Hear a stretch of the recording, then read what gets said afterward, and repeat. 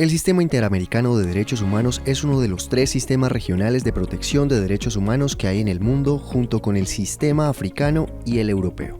El sistema interamericano se ocupa del conocimiento de casos en los que se suscite la cuestión de la responsabilidad de estados y no de personas.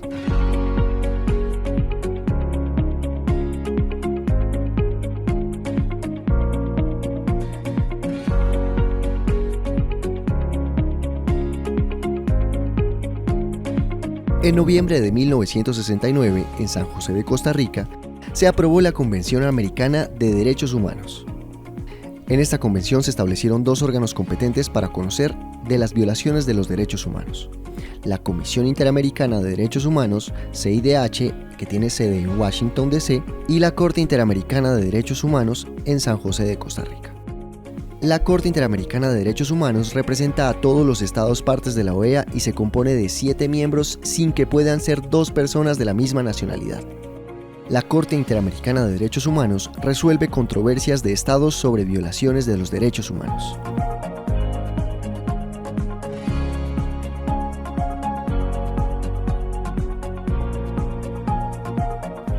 Actúa únicamente como último recurso cuando los estados han fallado en brindar una protección a los derechos de las personas. Tanto la Comisión Interamericana de Derechos Humanos como la Corte Interamericana de Derechos Humanos intervienen cuando se ha agotado todos los mecanismos internos pertinentes que tiene un estado para hacer efectiva la protección de los derechos humanos.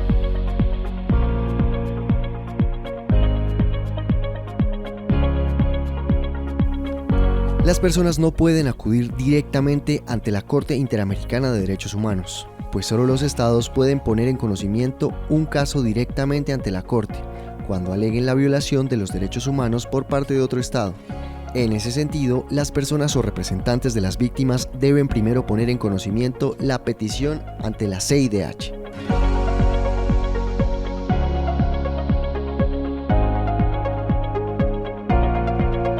En aplicación con el artículo 28 de la Convención de Viena sobre el Derecho de los Tratados de 1969, solamente podrá considerarse que un Estado adquirió la obligación de protección de los derechos consignados en los instrumentos del sistema, desde el momento en que uno de los tales instrumentos haya efectivamente entrado en vigor respecto del Estado de que se trate. Por ello, los hechos que se presenten ante la Comisión como fundamento de una petición deberán haber tenido lugar luego de que el Estado haya adquirido la obligación internacional de protección de los derechos cuya violación se denuncie.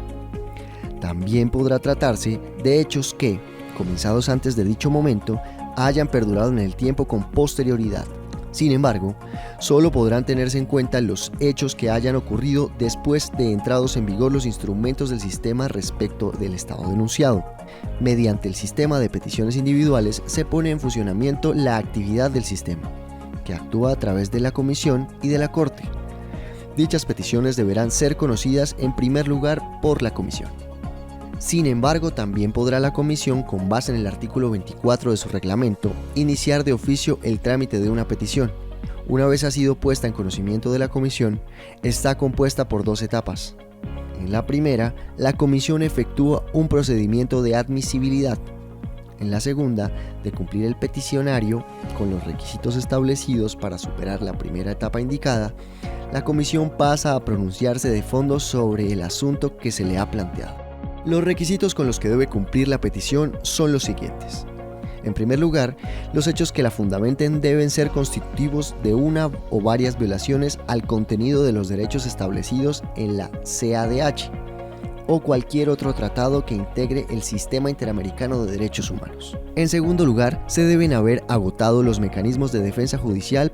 En tercer lugar, la petición que se presente deberá ponerse en conocimiento de la Comisión dentro de los 6 meses siguientes a la fecha en que el interesado haya sido notificado de la decisión.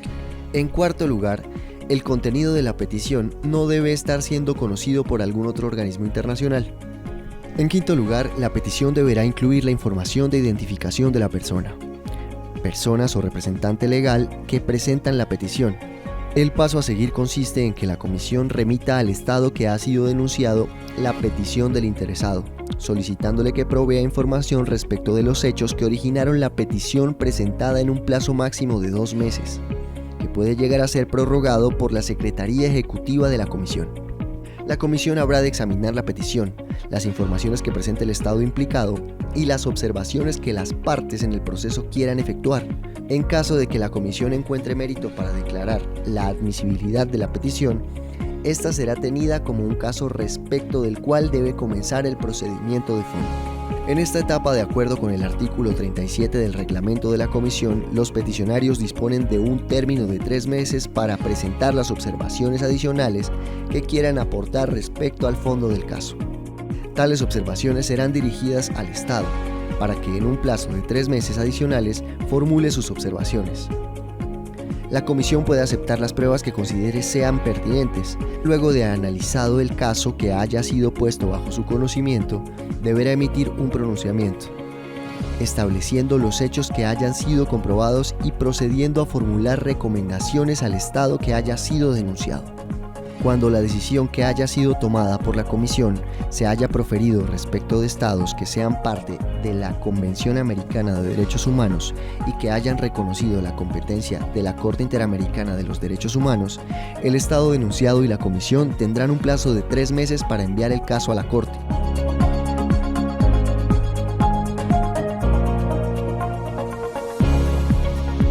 El artículo 61.2 de la Convención Americana establece que solo los Estados partes y la Comisión tienen derecho a someter un caso de la decisión de la Corte. En este sentido, se deben diferenciar 2 tipos de controversias que son conocimiento de la Corte. La primera referida a aquellos casos interestatales, en los que un Estado alega que otro le está violando los derechos humanos a unas personas sujetas a su jurisdicción. La segunda se denomina casos individuales, referida a aquellas situaciones en las que las partes son personas en lo individual o grupos de personas y los estados.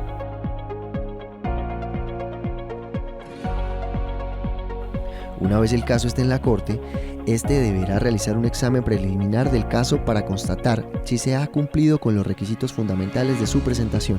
De no ser así, la Comisión Interamericana contará con un plazo de 20 días para subsanar tales requisitos.